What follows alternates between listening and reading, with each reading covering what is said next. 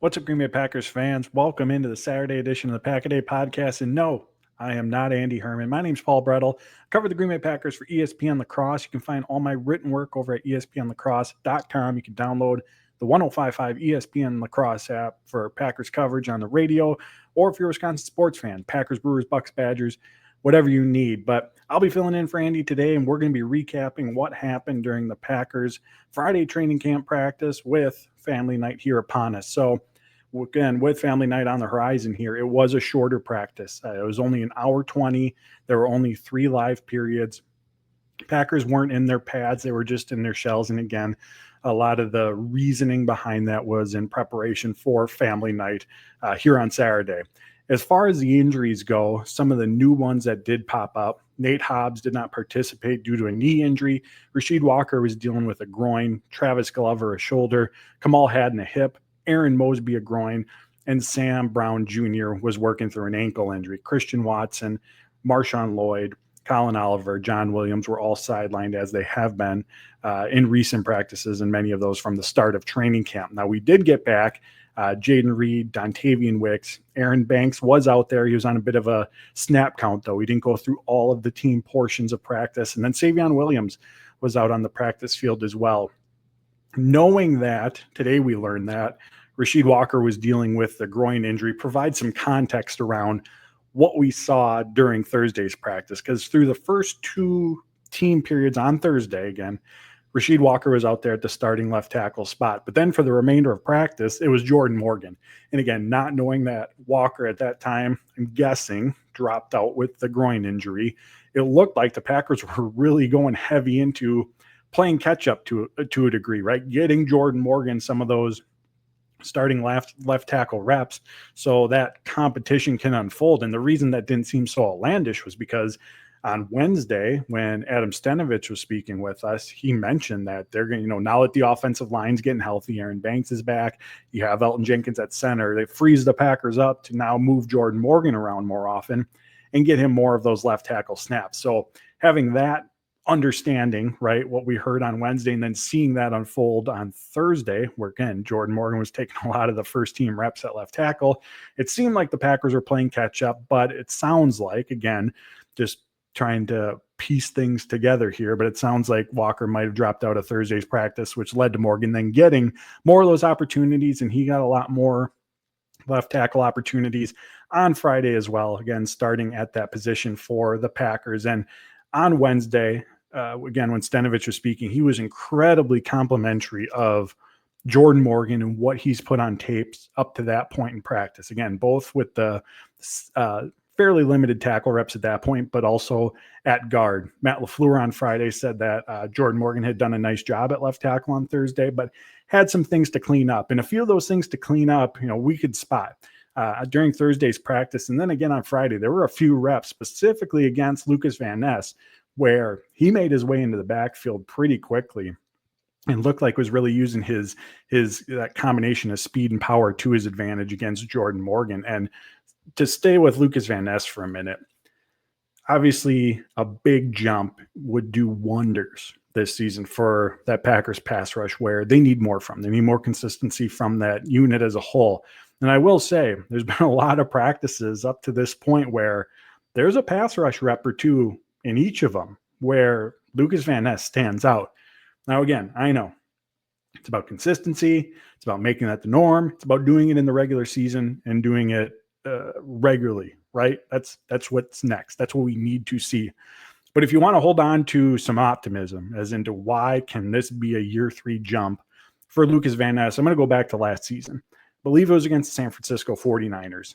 In that game, Van Ness forced a fumble. Obviously, that's great.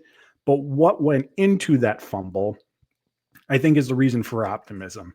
That fumble happened in the second half, and afterwards, Rashawn Gary in the locker room is telling us that during the first half of that game, Lucas Van Ness was on the sidelines and telling the defensive line unit, hey, when San Francisco is in shotgun, they're running play action, this is the type of look that we're going to get.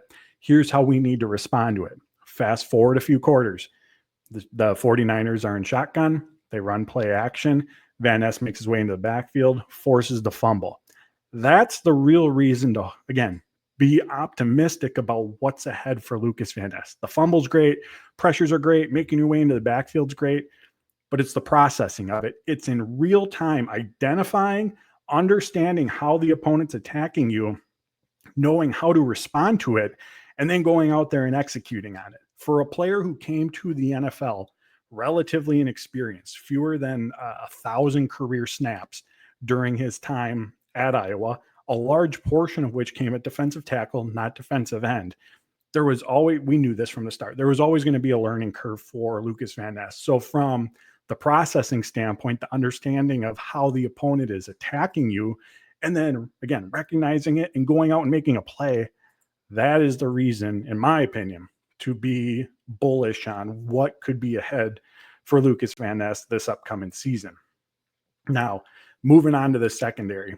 Without Nate Hobbs during Friday's practice, Carrington Valentine got a lot of work with the first team defense, lining up opposite of Keyshawn Nixon. And with no Kamal Haddon with the second unit, that allowed rookie Micah Robinson to get some reps with the twos, playing with mostly Bo Melton opposite of him, and then Kalen King in the slot. So the secondary is the pecking order at that cornerback position. We know who's at the top of the depth chart, right? It's going to be Hobbs, Nixon, and Valentine. But for the most part, with Kalen King in the slot, Bo Melton, Kamal Haddon have mostly held those second team outside cornerback reps. And then you got Micah Robinson, again, a rookie, a draft pick, a day 3 pick, who spent a lot of his time up to this point with the third team defense.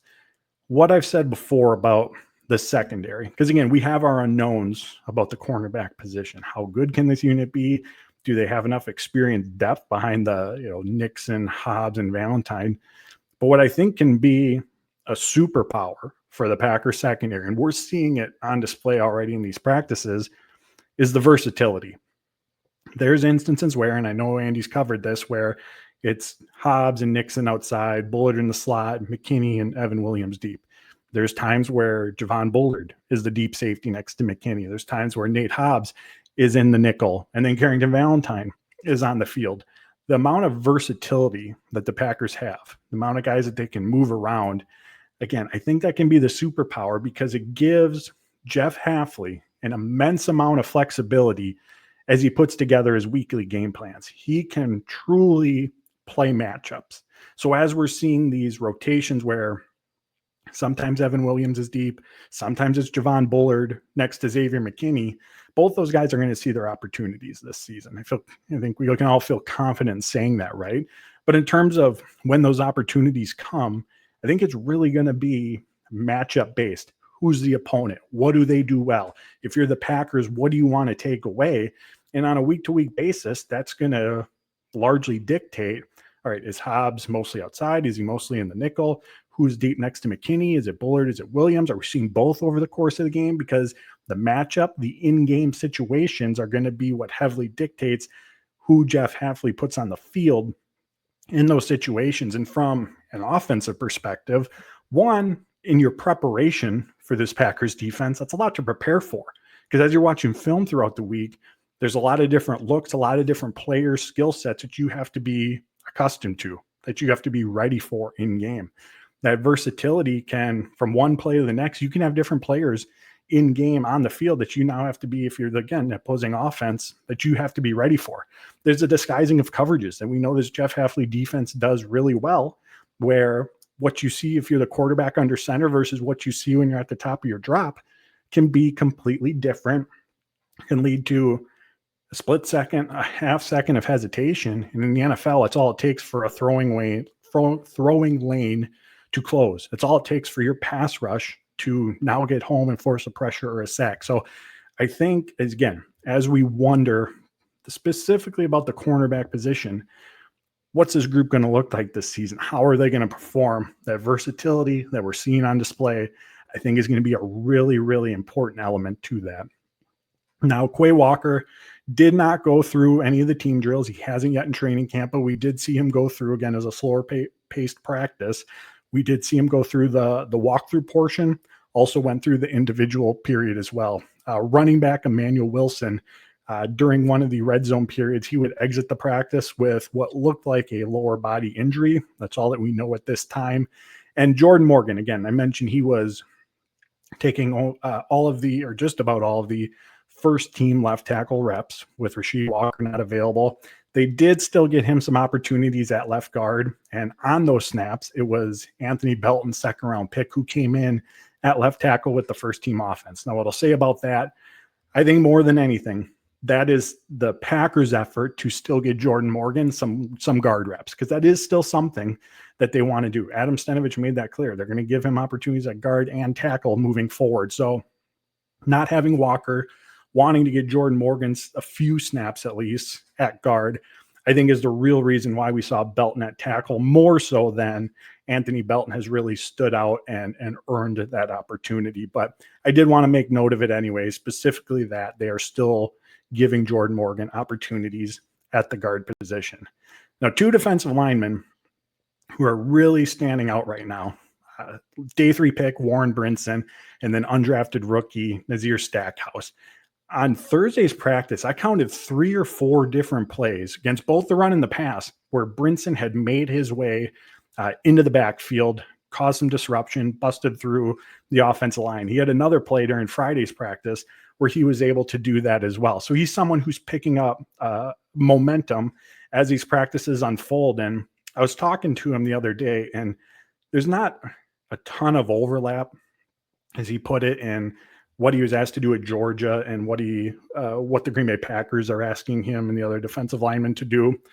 But what Gutekunst really values about that Georgia defense, right? We know there's a lot of Bulldogs on that Packers defense, is the complexity, the heavy rotations that they utilize, because it is similar, again, maybe not X's and O's wise, but from a difficulty level and understanding level to what not just the Packers, but an NFL defense. And so Brinson had talked about how learning the Georgia defense has prepared him well for learning this Packers defense and knowing what he has to do to best prepare himself to go out there and execute. And as we see him get more opportunities just on the practice field, more reps, he's starting to take advantage of those opportunities, as is Nazir Stackhouse. I mean, Stackhouse has gone from being the beginning of training camp a number 3, playing only with the number 3 defense, to then a couple days later, now he's a rotational member with the 2s. He's not starting with the 2s, but during those move the ball periods, those longer drills, he's starting to be worked in. And then prior to Friday's practice, I asked Matt LaFleur, what have you seen from Stackhouse to earn more of those opportunities? Said he's done a good job up to this point, and they need to get him out there with the 1s. And then on Friday, after LaFleur said that, there were a few snaps where Carl Brooks and Stackhouse came in for Wyatt and Kenny Clark and had a few reps against the first team offense. During his time at Georgia, Stackhouse, he was a run stuffer. That's what he was asked to do. He was a first down, a second down player. And Packers are obviously still asking him to do that, right? That's been the bread and butter of his game. But he also said they're giving him some pass rush opportunities as well, some opportunities to get out on the field on third down. And I think that speaks highly to what the Packers think of what he's shown so far. With rookies, especially day 3, undrafted rookies, you don't want to put too much on their plates right away, right? You want to get them comfortable with what their job description requires. So the fact that Stackhouse is now getting more opportunities that have traditionally gone against what he's been asked to do, I think, one, it says that Packers identified something in the skill set that says, hey, we think that he can be productive in this regard. But 2, I think it says he's doing a really, really good job in the run game. And that's not only earning him more opportunities, again, with the second team defense, and a few today to go up against the starting offense, but it's earning him some opportunities where it's say, hey, he's doing really well against the run. We can give him more opportunities. Now, back to the offense side of the ball. A couple of quick notes here. Savion Williams, as he's gotten healthy, been on the practice field today, Friday, I should say, I feel like we got a real close-up glimpse of what his potential role could be within this offense early on. We saw him getting the ball on jet sweeps. We saw some quick throws to him in space where his yak ability, yards after the catch ability, can take over. As we wonder where he fits into this Packers offense, I think at least in the early going. And Brian Gutekunst talked about how after they had drafted him, that from a route running, pure wide receiver perspective, I think there's going to be a learning curve for him that he's going to have to be able to navigate. And so, but where you can help right away, those short area throws, get in the ball in space, let his yards after the catch ability take over. Another player on the offensive side of the ball I want to point out, and I do these takeaway articles over at ESPNlacrosse.com. They'll highlight my thoughts, what I saw during practice. And someone I mentioned a few days ago was tight end John Fitzpatrick. If I was building out the Packers tight end depth chart right now, I would have John Fitzpatrick as the third option, obviously behind Tucker Kraft and Luke Musgrave. I firmly, and again, things can change, but I very much think he is ahead of Ben Sims right now, and he is getting some opportunities with the first team offense to help out blocking wise. We're seeing him even get some opportunities in the backfield, and during Friday's practice, he caught a red zone touchdown pass. And that blocking ability, we talk about, right? We've talked about this offseason. I should say I have, right? I've written about it. How do you get Tucker Kraft more involved in the passing game? I mean, part of that equation is having a second tight end that you can rely heavily on as a blocker. And hopefully Luke Musgrave can continue to progress in that regard. We'll talk about him in a second here. But having that reliable presence behind Tucker Kraft who can handle blocking responsibilities isn't going to give Tucker Kraft the added ability to attack other levels of the field, to be an early read in Jordan Love's progression. Because if you're the tight end and you're asked to chip or you're asked to help block initially, well, you're not going to get to that second and third level of the field if that's how you're initially spending the snap. There's just not enough time. You're not going to be a first or a second read if that's what you have to do at the start of the snap. So I think whether it's Kraft or whether it's Musgrave, whether it's Fitzpatrick, if someone can step in and be that reliable pass blocking presence, I think the trickle down effect of that is it gives Matt LaFleur more flexibility in how he uses Tucker Kraft in the passing game. Jordan Love, last couple days in particular, just really, really crisp, really, really in control. And there have been a couple throws where the ball placement has been beautiful. I don't know if on these plays, if Jordan Love, if he could have, walked it up and placed it in Luke Musgrave's hand or in Romeo Dobbs' hand any better than where the ball ended up. The first was on the left sideline, was a corner route. Xavier McKinney, Carrington Valentine had Luke Musgrave bracketed in coverage, and Jordan Love dropped it in there perfectly. A few plays later, a corner route on the right sideline. Love it. It was a great anticipation throw from Jordan Love.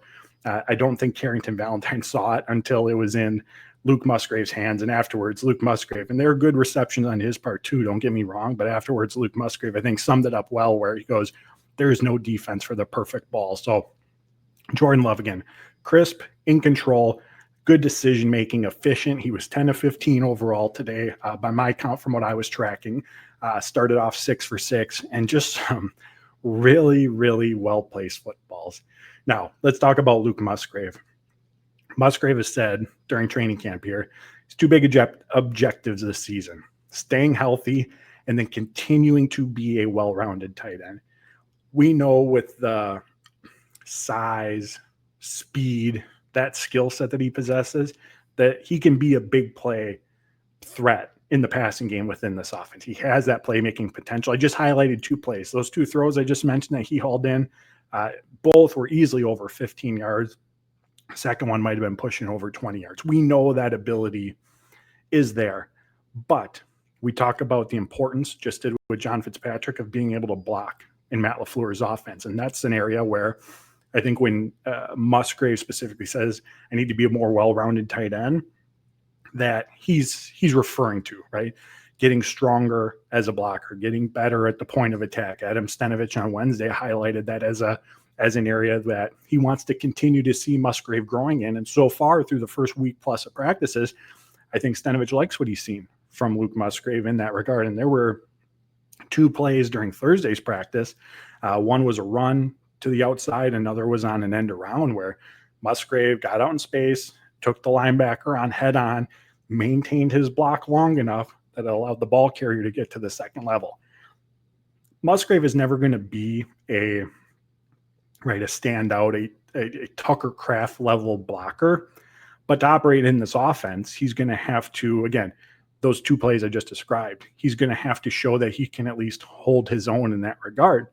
And if he can, and now you're pairing him with Tucker Kraft in an offense that loves to use 12 personnel, I think to a degree, there's an untapped portion of Matt LaFleur's offense that we haven't seen yet. Just because we haven't gotten a long look at Luke Musgrave because he's dealt with injuries on the football field and what him paired with Tucker Kraft can bring to this offense. I think those 2 together can add a layer of unpredictability to that unit. Because if you have 2 tight ends specifically who can impact the passing game, who can impact the running game, and bring that well-rounded skill set to the offense from a defensive perspective, there's a lot of guesswork now, right? You can't necessarily get a beat on what's coming based on who's on the field, where they're lined up, what play, whether it's a run, whether it's a pass. Like, there's some unpredictability, some unknown from a defensive perspective that comes with that. That not only opens up opportunities for Kraft and Musgrave to exploit, but it opens up opportunities for other pass catchers and in the run game as well. So staying healthy, coming more well-rounded as a tight end, I think we can start to see then what's next for this Packers offense to a degree. Because again, we just haven't had a lot of opportunities with those 2 on the field together. And it's early on in training camp, like we talked about with Vanessa. You want to see that consistency. But I think Musgrave, again, is off to a good start. I've mentioned just in this episode here, 4 or 5 different plays. And this is just over the last couple of days where passing game, running game, where he has stood out. And again, really good thing for the Packers offense if that can continue. 2 names to know at the wide receiver position. We obviously know this is a loaded room, right? There's going to be difficult decisions when it comes to playing time, targets, building out the 53-man roster when that time comes. But Cornelius Johnson, Sam Brown, 2 names to keep our eyes on, especially with the preseason games coming along. I mean, Cornelius Johnson has gotten a lot of targets. The second, third team offenses seems to catch everything his way. Sam Brown, his route running ability really stands out. His ability to create separation. So 2 names to keep your eyes on. I think obviously against a stacked room, but from who's going to be on the practice squad, and I think during the preseason games, those are 2 players that are going to be able to stand out. All right, one more thing before we get out of here. The pass rush. Obviously, that's been a big question mark this offseason. How does that 4-man pass rush specifically improve? Matt LaFleur mentioned on Friday that he, from Thursday's practice, really liked what he saw from that group. He mentioned that there were multiple times where Jordan Love had to move in the pocket, or how he navigated the pocket, or probably would be sacks if it was a live setting that the defensive front was able to generate. And the Packers, obviously, as we know, didn't go out and make that splash addition this offseason. Really, the only addition came on day 3 of the draft when they bring in Baron Sorrell and Warren Brinson and Colin Oliver. So getting improved play from this unit, it's going to have to be a group effort. I mean, one, it starts with the players, starts with Kenny Clark, starts with Rashawn Gary, Lucas Van Ness, taking advantage more consistently of the opportunities that come their way. But I think DeMarcus Covington, the new defensive line coach, is going to play a big part of that equation as well. Hafley talked about how his coaching background in operating in a variety of schemes was something that Hafley really liked about making this addition. He brings an outside perspective coming from, again, the New England Patriots. His technique, the fundamentals, how he teaches things, what he looks for, what he prioritizes and emphasizes are going to be different. And while every position coach, again, is going to operate under the umbrella of, this is Jeff Hafley's defense, this is what we're installing, this is who we are, this is what our weekly game plan is, right? They're operating under that umbrella. But from a technique, of fundamentals, how you execute on the overall plan, objective goals, that's where the position coach can add their own, right, teachings, their own style to it. And the players really, really seem to like what they're hearing, what they're seeing from Covington. I mean, Hafley raved about just how his approach, right? How he goes through his meetings. Rashawn Gary talked about just the confidence that Covington has when they're, again, going through the meetings, the on the field stuff. So that's going to be a part of the equation. I think some of this as well is going to be Hafley's defensive scheme. While this time a year ago, we were talking about the 4-man pass rush, right? This is going to be a 4-man front, pin your ears back, get off the ball, go get the quarterback. That's who they wanted to be initially. However, as the season unfolded, that pass rush plan wasn't necessarily working. What do we see? We saw more blitzes from Jeff Hafley. We saw more simulated pressures, more stunts and twists.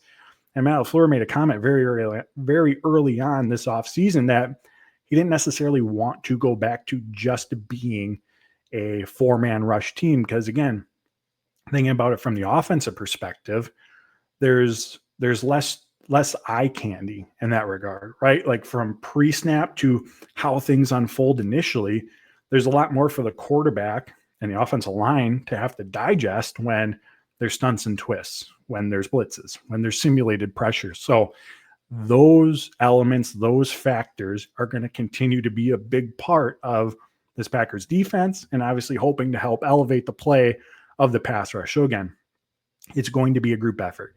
It's going to be the addition of Covington. It's going to be Hafley's scheme. You need more from your star players at those positions, your Kenny Clark, your Rashawn Gary, but it's going to be a group effort to help elevate this defense. And I've written this a number of times, this final line here, this offseason. But the ceiling for this Packers defense is going to be determined by the pass rush.